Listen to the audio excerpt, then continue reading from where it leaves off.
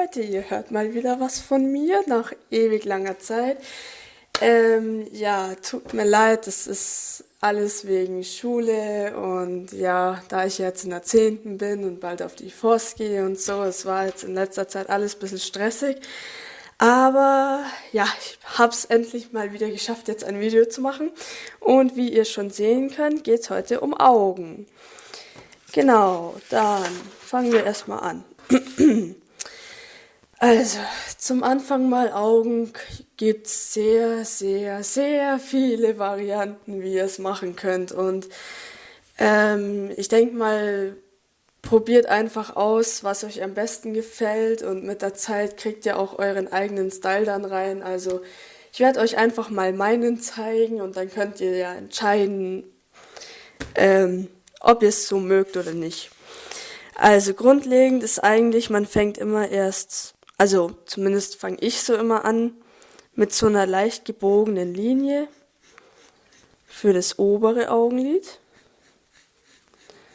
Beim Mädchen wird das immer alles etwas dicker, weil die ja längere Wimpern haben.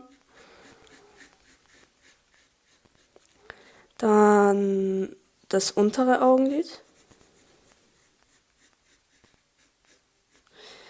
Dann mache ich meistens schon so ein paar kleine Wimpern hin. Unten auch. Und bei den Wimpern, fail, immer drauf aufpassen, dass die zum Ende hin dünner werden und am Anfang etwas dicker oder eben nur so Striche, weil sonst, wenn die immer gleich dick sind, ja, sieht nicht wirklich gut aus.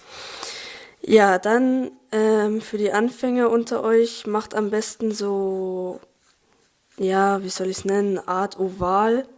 Auch zwei relativ gebogene Linien. Und dann je nachdem, woher das Licht kommt, mal angenommen, es kommt jetzt von hier ist die Sonne, Licht, kommt hier so ein kleiner Bobbel rein als Glanzpunkt. Und wenn ihr wollt, könnt ihr da unten auch noch einen reinmachen.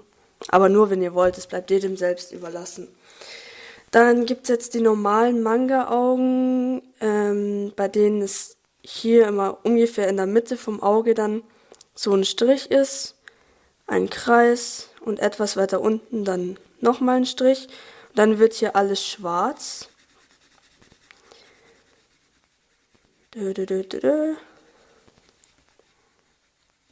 Und hier dann eben die Farbe. Dann kommt hier oben, wer es etwas realistischer will, noch das Augenlid so ein bisschen hin. Und natürlich nicht vergessen die Augenbraue. Dick, dünn, lang, kurz, wie ihr wollt. Aber es muss eben aussehen wie eine Augenbraue und meistens auch so leicht geschwungen. Kommt mir ja nicht daher mit so einem Strich, das wäre es nämlich nicht. Wenn ich Augen male, ich mache es immer so. Also nochmal. Hier jetzt die vereinfachte Version. Glanzpunkt. Ich mache dann immer nur hier einen Kreis, mal es aus. Und dann lasse ich den Rest hier erstmal weiß. Und dann, wenn ich mit Farbe mache, mache ich hier oben immer, zum Beispiel jetzt grün, mache ich hier oben so ein bisschen dunkleres Grün und werde dann nach unten hin heller. Ja. Also, dann, worauf müsst ihr achten, wenn ihr es im Gesicht zeichnet? Erstmal, zwischen den beiden Augen muss ungefähr noch ein Auge Platz sein. Sie dürfen also nicht zu nah zusammen sein oder zu weit auseinander. Also ich habe hier jetzt wieder meine Mittellinie und hier die zwei Striche kennzeichnen ja wieder die Augen an. Und dann habt ihr hier an der oberen, relativ in der Mitte von dieser Hälfte, macht ihr dann euren Strich.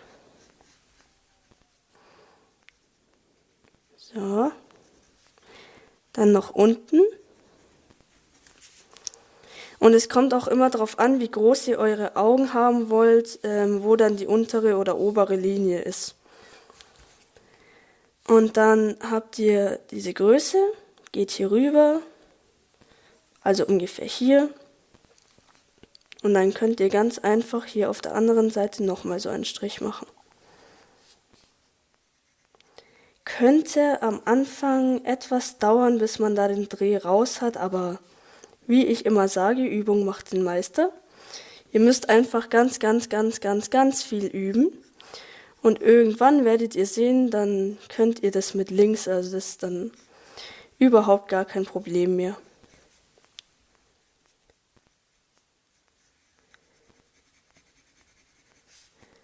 So, wieder meine vereinfachten Versionen hier. Augenbrauen, Augenbrauen. Und bei Mädchen nicht vergessen, immer die Wimpern. Und bei Jungs Augen könnt ihr dann die Wimpern weglassen, dass es dann nur so ist wie hier. Mädchen, Junge, Mädchen, Junge. Ja, okay.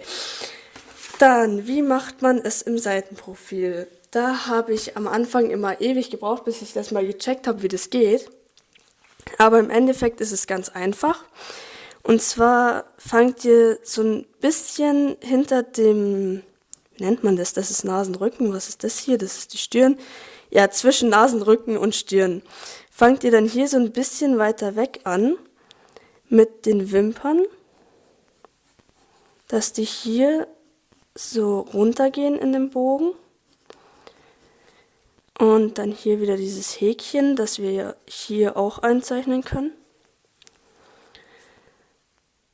Oder ihr könnt das Häkchen auch weglassen. Also das bleibt euch überlassen. Schön dick die Wimpern. Dann hier unten noch einen kleinen Strich. Den müsst ihr nicht bis ganz oben ziehen, wenn ihr nicht wollt. Also beim normalen Auge ist es ja hier eigentlich geschlossen, aber im Manga ist es eigentlich eher unüblich. Und dann fangt mir ja bitte nicht an, hier ganz die Pupille reinzumalen, sondern es wird relativ dünn hier, weil das Auge ist ja eigentlich rund und das ja verschwindet dann so ein bisschen. Und dann haben wir hier jetzt den Glanzpunkt. So. Und hier unten noch einen. Und mit dem Schwarzen hier, das ist dann natürlich auch nur so bei der Hälfte. Und es bleibt dann eben auch nur so. Nicht, dass ihr mir das jetzt in die Mitte reinsetzt, so wie da. Nein, es bleibt schon hier. So, hier wieder ein bisschen Farbe. Und dann die Wimpern. Die könnt ihr ruhig lang machen dann von der Seite, weil wenn ihr eure eigenen Wimpern von der Seite seht, sind die ja auch immer länger. So, dann hier noch so ein paar. In der Realität wären ja diese Wimpern eigentlich auch hier, aber das ja, sieht nicht gut aus, also lasst es am besten einfach. Und hier die Augenbraue noch. Die wird natürlich auch kürzer und etwas gebogener. So. Ja, das Auge im Profil. So. Und jetzt zum Schwierigsten. Ganz ehrlich, ich habe da für solche Gesichter in der Perspektive habe ich wirklich wahnsinnig lange gebraucht, bis ich das mal gecheckt habe, wie man das hinbringt, dass es am Schluss so aussieht wie hier. Und ich denke, da werden die Anfänger unter euch auch ziemlich lange brauchen. Aber ja, probiert es einfach. Das Auge auf dieser Seite ist eigentlich meistens das Problem. Ich habe immer versucht, es genauso zu malen wie von der Vorderseite, aber das ist es eben nicht. Ihr müsst das ziemlich gebogen machen, also wirklich so schon, damit das proportional richtig aussieht. Wirklich so einen richtigen Bogen, schon fast einen Kreis und dann hier unten noch. Weil ihr müsst immer denken, der Kopf ist ja rund und die Augen auch und das wird dann alles, ja, das verzerrt sich dann alles ein bisschen quasi. Und dann habt ihr hier auch wieder das Auge, Glanzpunkt, Wimpern. So. Und dann hier oben wäre mit der Nase verbunden eben die Augenbraue. Machen wir hier auch gleich. Die Augenbraue auf der anderen Seite ist dann auf derselben Höhe. Und das Auge, wo eben nicht von der Nase verdeckt ist, das wird dann relativ normal gezeichnet. Fast so wie von vorne, aber sagen wir etwas zusammengequetscht. Da müsst ihr dann auf derselben Höhe wieder anfangen. Wieder euren Bogen. So. Und wieder hier unten. So. Wimpern, Wimpern, Wimpern, Wimpern.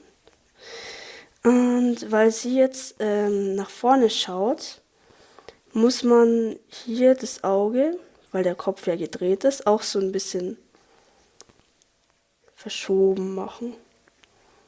Nicht in die Mitte vom eigentlichen Auge, sondern eben die Iris, Pupille, was weiß ich, keine Ahnung. Anatomie war nie meins. Eben auch hier so leicht zur Seite.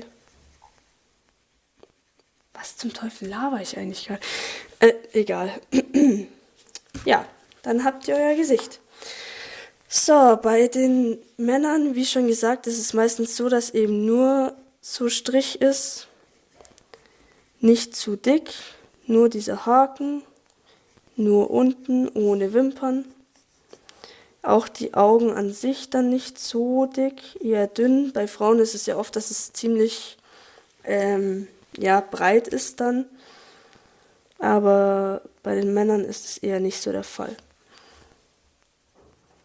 So. Und dann gibt es natürlich x-tausend Variationen. Ihr könnt es auch eckig machen, so, dass es dann so ist ungefähr. Oder, keine Ahnung, riesig. Und so wie im Shoujo-Stil mehr rund und dünne Wimpern. Ja, also ich habe alle meine Ideen habe ich aus Büchern. Mein allererstes Buch war ja dieses hier. Tada. Und da habe ich auch diese ganzen Augen hier abgemalt. Also ihr seht, da gibt es wirklich viele, von dünn zu dick, zu mit vielen Wimpern, zu erschrocken, zu traurig, zu, keine Ahnung, wild, was weiß ich. Also wirklich, wirklich viele. Und eigentlich ist es in jedem Buch auch ein bisschen anders. Und ja, im Internet gibt es auch ewig viele Videos. Hier jetzt mal mehr im Shoujo-Stil. Da ist es eher so verträumt gezeichnet immer. Ihr könnt auch auf Bildern im Internet suchen und keine Ahnung, in den Mangas selber ist es auch oft drin, also in den Büchern. Könnt euch von überall Ideen holen. Hier weiß ich gar nicht, ob da irgendwelche Augen drin sind, eher nicht. Aber eben so von der Kopfstellung her sieht man da sehr gut. Wie verschieden eben zum Beispiel hier. Das habe ich auch mal ausprobiert, war auch recht schwer. Aber Übung macht den Meister. Hier sieht man es auch. Schaut sie nach unten, da sind die Augen auch wieder ganz anders geformt. Ja. Genau, also wie schon gesagt, probiert es einfach aus, übt fleißig, ich glaube an euch, ihr schafft das. Und ja, dann sehen wir uns beim nächsten Mal. Ciao!